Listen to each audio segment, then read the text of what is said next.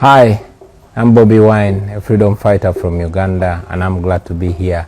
It's alright, feel it's exclusive. It's a beautiful Friday, it's a beautiful morning. Right now, it's a different version. I break down the expletive interview of His Excellency Robert Kyagulanyi that was uploaded immediately after the swearing-in ceremony of General Museveni. Now, His Excellency Robert Kyagulanyi in this, he speaks out on the political situation in Uganda and what could be the next chapter of the opposition and what might be his next plan as His Excellency Robert Kyagulanyi. He has been so silent since the ceremony day, the swearing-in ceremony, but right now he has come with an expletive interview that we're going to break down and analyze the statements, the hidden messages, and why the interview is creating fresh tension in Uganda, in Uganda's political landscape. Don't forget to subscribe, like, turn on the notifications for more updates. He says so again in a different version. When His Excellency Robert Kyagulanyi was asked the first question, what really happened after the elections, after casting his ballot,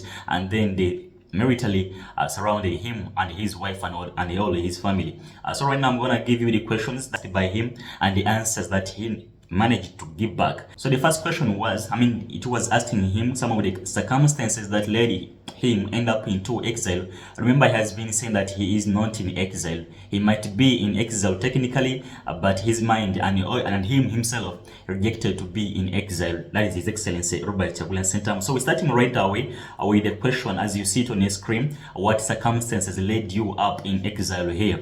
Thank you. Well, we're beginning from the 15th of January, but the story carries even from way back. We had the most brutal experience, so many people killed, but a few days before the election, on the 15th of January, the internet was switched off. So we had a presidential election in January, on the 15th of January, with a blacked out internet completely switched off.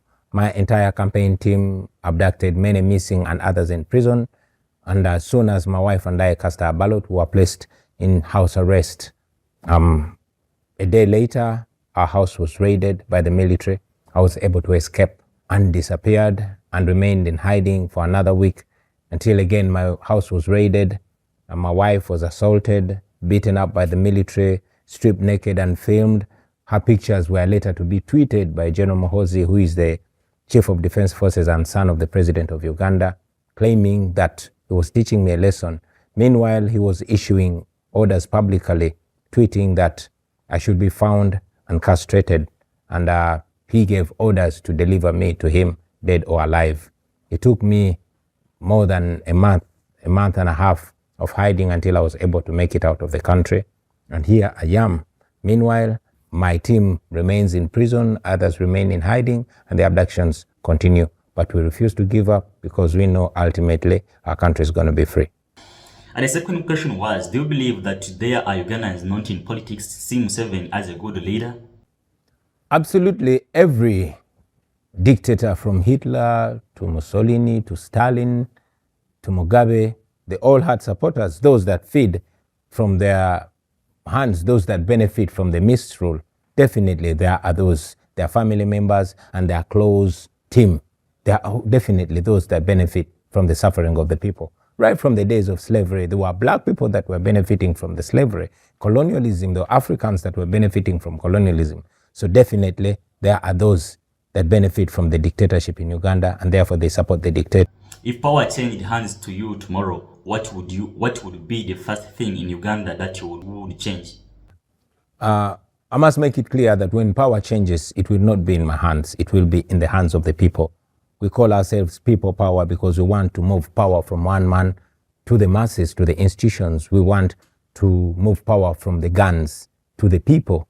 So when power is finally in the hands of the people, represented by me or any leader that will be elected by the people, what we want to change is to end absolute rule, is to end dictatorship, to end gun rule, to bring back democracy, to bring back respect for human rights, to build a country where citizens will not fear to criticize leaders for fear of repercussions, where citizens will be equal before and under the law, where there will be zero tolerance to corruption, where there will be real Pan-Africanism and real national pride. That's what we want to bring in our country. What worries you the most, authoritarian or young Africans losing faith that change is? I think both, because authoritarian rule is facilitated by people that give up their fight. So yes, it scares me to see people giving up. That's why among the many things we want to do is to keep the hope alive, is to keep our people believing, to keep hoping against hope. That is what we want to stop, that sense of, giving up. Why would you think Africans are turning on Africans right now? I wouldn't say Africans are turning on Africans. I would say some Africans are turning on Africans, and that's the highest level of ignorance and idiocy. You'll pardon my choice of words, but that's exactly what it is. It is sad, most importantly, to see that this is prevalently in South Africa.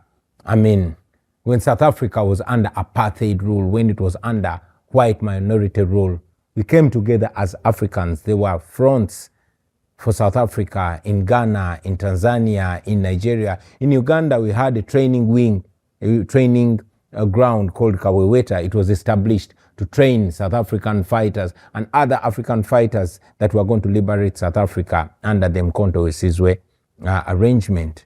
So it is just very, very disappointing, and I'm sure Mandela and all those great freedom fighters must be turning in their graves to see that their legacy is being abused by those that we all fought to liberate. While I believe that every country's laws should be respected and migration should be limited, but it's such a shame to see Africans not attacking white people, no matter how illegal they might be in their country, but attacking Africans. It's the highest level of self-hate and self-denial.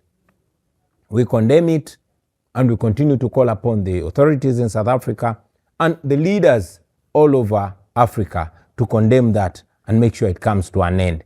Because, to be made to feel less simply because you are black in Africa is a shame. Do you think leaders across Africa are fanning the flames of division for political gain? It's a shame. I know that it is two-way.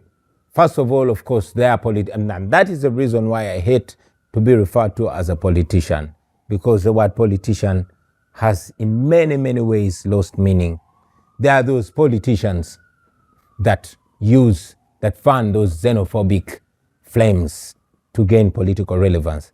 But I'm also tempted to believe that this could actually be a trick to bring back apartheid, because now for we, the Africans that came together to support South Africa, I can imagine that after those few short-sighted South Africans doing what they're doing to their African brothers and sisters, it is a way of isolating South Africa from the rest of Africans. Imagine if they went back to oppression, because it is very possible.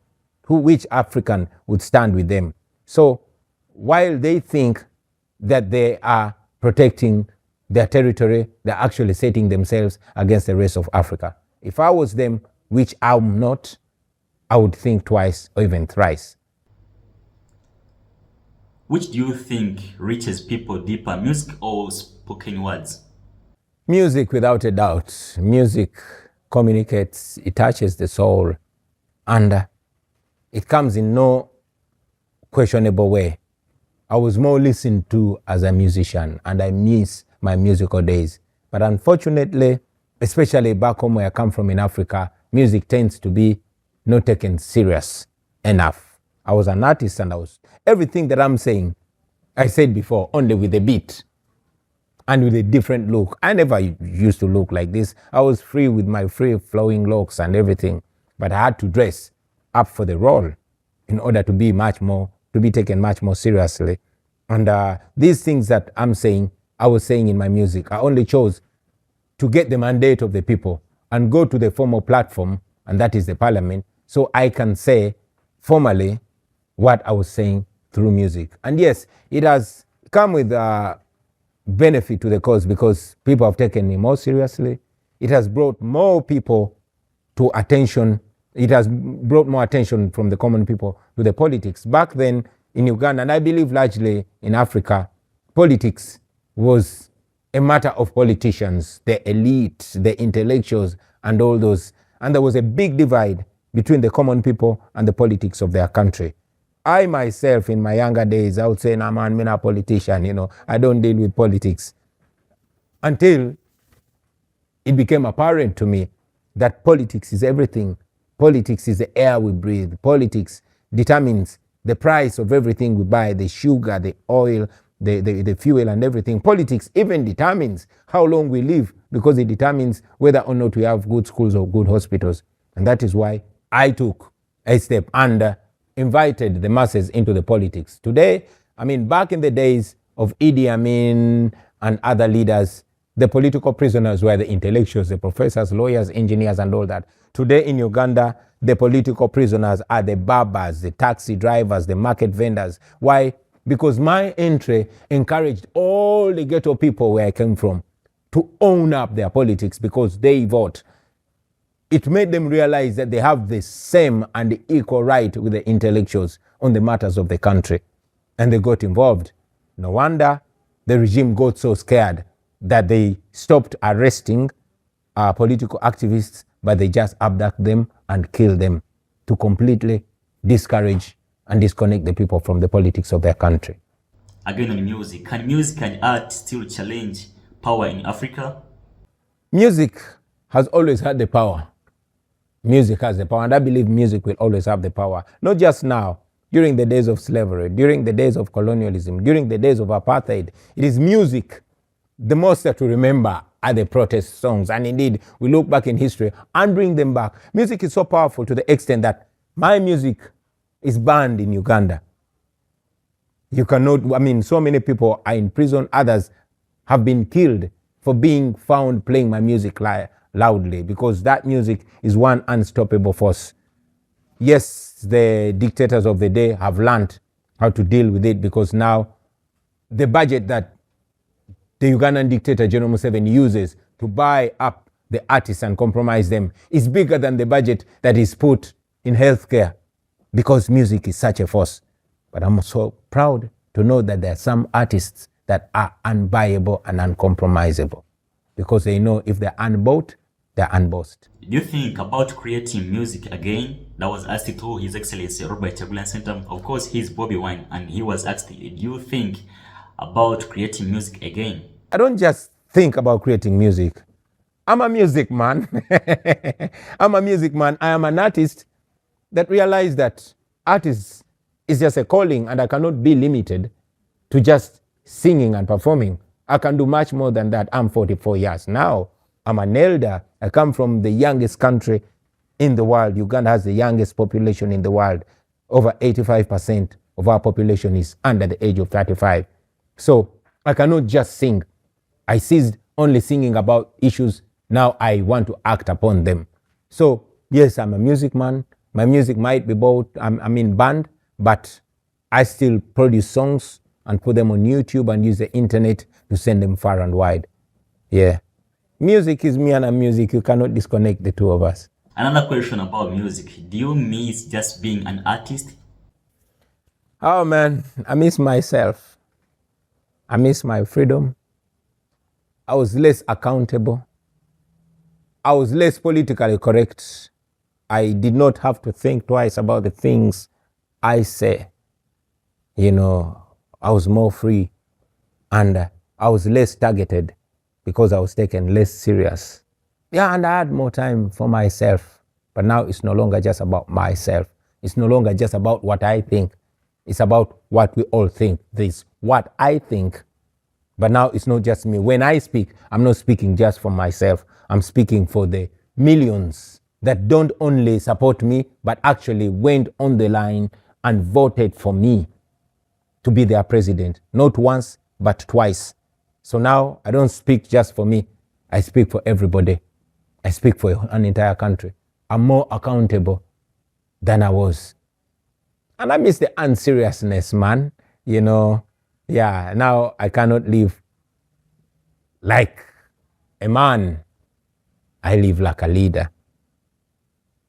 And I'm answerable to the population much more than I was then. So I miss that. But when responsibility calls, one has got to answer. And the last question was, if you were to make a song for Uganda, what would be its message? That's a random question. Yeah, I think the message would be rise up, take charge. You are the present, you are the future. Don't wait for nobody. It is you. And conclusively, His Excellency Robert Kyagulanyi Ssentamu was asked, what would you like to share to the world before the conclusion of the interview? First and foremost, thank the world for the voices that they've raised, not just for Uganda, but for Africa and the world. And I want to call upon the world to look and give attention to the oppressed places in Africa, places like Uganda, where there's 50 million people that have been oppressed for 40 years, ruled on gunpoint by a dictator. Places like Congo, where there's a constant genocide going on. Places like Cameroon that has no voice. Places like Eritrea. Many. I mean, to all the Africans out there, they should know that we are on our own and each other is all that we have. While the world is concentrating on Ukraine, and rightly so, on Palestine, and rightly so, on many other oppressed places, I want the world to know, and the Africans to know, that more people are killed and being killed in the Congo more than Palestine and Ukraine combined. But we don't get the attention. So if we don't speak up, nobody's going to hear us. We, the voices that manage to smuggle the truth out of home, whether it be Congo or Uganda or Tanzania or Sudan, let us speak for our people. For we are all our people have got. There's a reason why God elevated us to these platforms that we have, not for us to get paid and live comfortably, but to make sure home gets better. And to remind every African that is living in a foreign land, be it Europe or in America, this is not your home. Africa is your home. Let us make home better. And that way, our brothers and sisters will not have to die on the sea trying to escape from home.